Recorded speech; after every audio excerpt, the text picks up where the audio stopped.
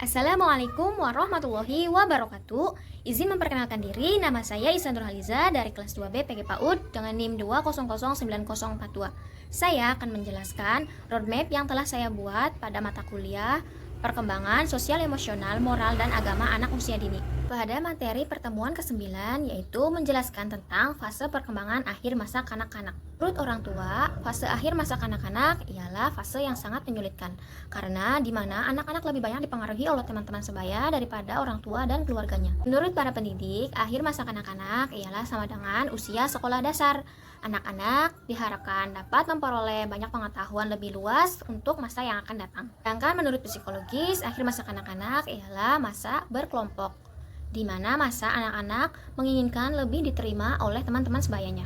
Tugas perkembangan akhir masa kanak-kanak di antaranya yang pertama yaitu mempelajari keterampilan fisik yang dibutuhkan untuk permainan umum. Dua yaitu membangun sikap yang sehat untuk mengenal diri sendiri. Tiga yaitu belajar menyesuaikan diri dengan teman sebayanya. Keempat yaitu mulai mengembangkan peran sosial pria dan wanita. Kelima yaitu mengembangkan sikap dasar untuk menulis, membaca, dan berhitung. Keenam yaitu mengembangkan pengertian untuk kehidupan sehari-hari. Ketujuh yaitu mengembangkan hati nurani dan moral. Kedelapan yaitu mengembangkan sikap sosial. Kesembilan yaitu mencapai kebebasan diri sendiri. Selanjutnya yaitu ada perkembangan sosial emosional akhir masa kanak-kanak. Ungkapan emosional akhir masa kanak-kanak merupakan hal yang menyenangkan. Anak tertawa genit, tertawa terbahak-bahak, anak berguling-guling, dan sebagainya. Pada umumnya, ungkapan emosional anak merupakan dorongan yang tertahan. Lingkup sosial, anak sering disebut dengan masa berkelompok karena hal itu ditandai dengan meningkatnya minat anak-anak terhadap aktivitas teman-teman dan meningkatnya keinginan anak untuk diterima dalam suatu anggota kelompok tersebut. Dan anak juga merasa tidak puas apabila tidak bermain dengan teman-temannya. Selanjutnya yaitu ada perkembangan akhir moral masa kanak-kanak. Menurut Kohlberg, tingkat moralitas akhir masa kanak-kanak ialah tingkat moralitas konvensional atau aturan-aturan dan peraturan konvensional. Tahap pertama, moralitas anak baik. Anak mematuhi peraturan untuk menjaga hubungan dengan baik. Tahap kedua, kelompok sosial mematuhi peraturan yang ada agar menghindari dari penolakan kelompok dan celaan. Selanjutnya yaitu ada pengelompokan seks akhir masa kanak-kanak. Mulai dari semenjak dilahirkan, kemudian dilanjutkan dengan perantara baru yaitu guru dan mata pelajaran sekolah. Penggolongan peran seks berpengaruh pada perilaku dan penilaian diri anak-anak dalam penampilan, perilaku, sikap, gerak-gerik, dan menciptakan suatu kesan pada anak-anak. Selanjutnya yaitu ada perkembangan kepribadian akhir masa kanak-kanak. Adapun faktor yang mempengaruhinya yaitu yang pertama kondisi fisik, yang kedua nama dan julukan, tiga yaitu bentuk tubuh, yang keempat yaitu status sosial, lima yaitu lingkungan sekolah, yang keenam yaitu dukungan sosial, tujuh yaitu keberhasilan dan kepribadian, yang kedelapan seks, yang kesembilan yaitu inteligensi. Selanjutnya yaitu ada perkembangan nilai agama pada akhir masa kanak-kanak. Tahap yang pertama yaitu pandangan anak-anak terhadap Tuhan yaitu sangat konkret dan literal. Pada tahap 2 dan 3, anak-anak remaja yang lebih tua memandang Tuhan kurang menghukum. Tahap keempat dan kelima, individu yang memegang iman akan kembali Tuhan yang menciptakan kehidupan dan yang membuat keberadaan hidupnya bermakna. Pada pertemuan ke-10 menjelaskan tentang materi perkembangan moral dan agama teori Piaget. Menurut John Piaget, tahap perkembangan moral terbagi menjadi dua, yaitu pertama yaitu heteronomous morality. Hal ini terjadi pada usia 5-10 tahun. Tahap ini anak memandang aturan-aturan merupakan otoritas dari Tuhan. Kedua yaitu ada autonomous morality.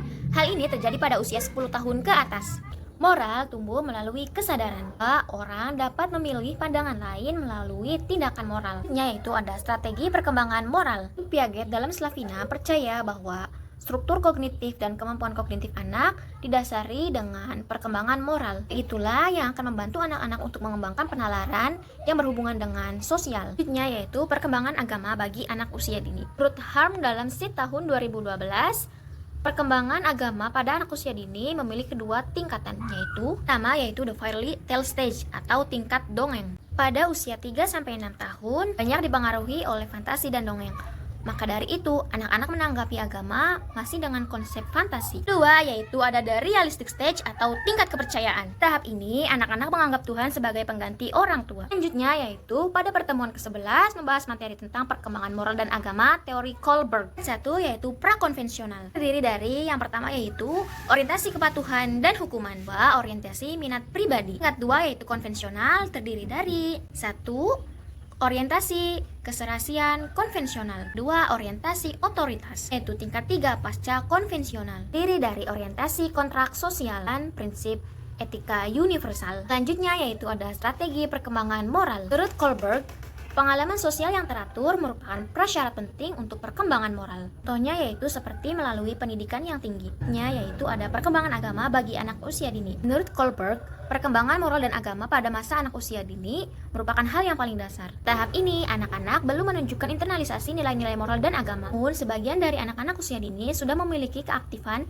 menilai hal positif dan negatif. Selanjutnya yaitu ada strategi perkembangan agama. Di antaranya yaitu yang pertama metode bercerita, metode bernyanyi, metode bersyair, metode pembiasaan, metode karya wisata, metode outbound, metode bermain peran, serta metode diskusi. Selanjutnya yaitu pada pertemuan ke-12 membahas tentang cara terpadu perkembangan sosial emosional pada anak usia dini. Pertama yaitu ada peranan orang tua, yang terdiri dari menunjukkan kasih sayang kepada anak, mendorong anak mencoba hal baru. Yang ketiga, memperkenalkan anak dengan teman sebaya. Keempat, menetapkan rutinitas harian anak. Dan yang kelima, memahami perasaan anak.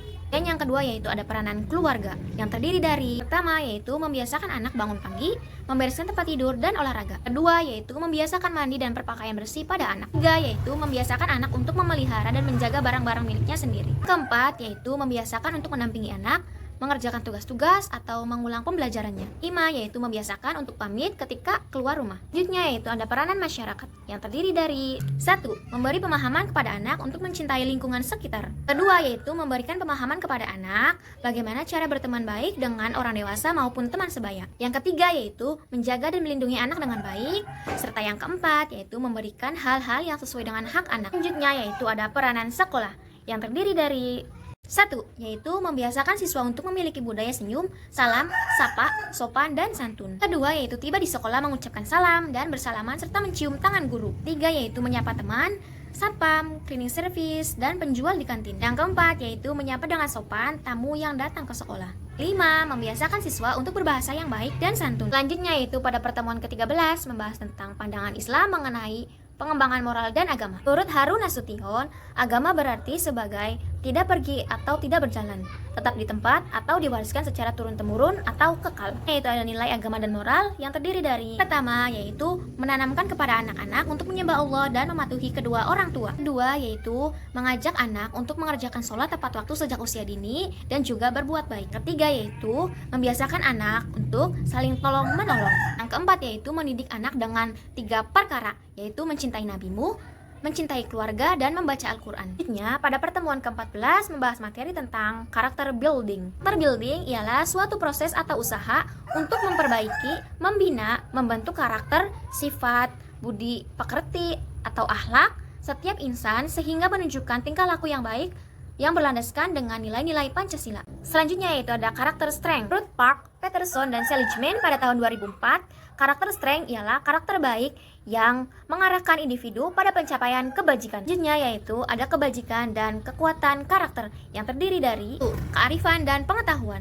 Terdiri dari kreativitas, keingintahuan, kecintaan belajar, keterbukaan, dan persepsi. Yaitu ada keteguhan hati. Terdiri dari 1. Keberanian, ketekunan, integritas, vitalitas. 3 yaitu ada perikemanusiaan dan cinta kasih. Terdiri dari kebaikan, cinta, dan kecerdasan sosial. Keempat yaitu ada keadilan. Terdiri dari pertama yaitu keanggotaan dalam kelompok, keadilan dan persamaan, dan yang ketiga yaitu kepemimpinan. Yang kelima yaitu kesederhanaan. Terdiri dari regulasi diri, kebijaksanaan, kerendahan hati, dan memaafkan. Yaitu yang keenam ada transendensi, yang terdiri dari pertama yaitu apresiasi terhadap keindahan dan kesempurnaan.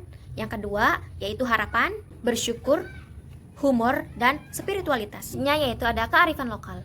Kearifan lokal merupakan salah satu pedoman bermasyarakat. Meskipun sering mengalami perubahan dan perkembangan, nilai-nilai yang terkandung dalam kearifan lokal tidak berubah. Contoh kearifan lokal ialah yang pertama, hutan larangan adat di Riau. Yang kedua yaitu ada awig-awig di Lombok Barat dan Bali. Yang ketiga ada cincowong di Jawa Barat. Yang keempat yaitu ada bebie atau tradisi menanam atau memanen secara bersama-sama yang dilakukan oleh masyarakat Sumatera Selatan. Dan yang kelima yaitu ada hukum sasi di Maluku. Sekian presentasi dari saya.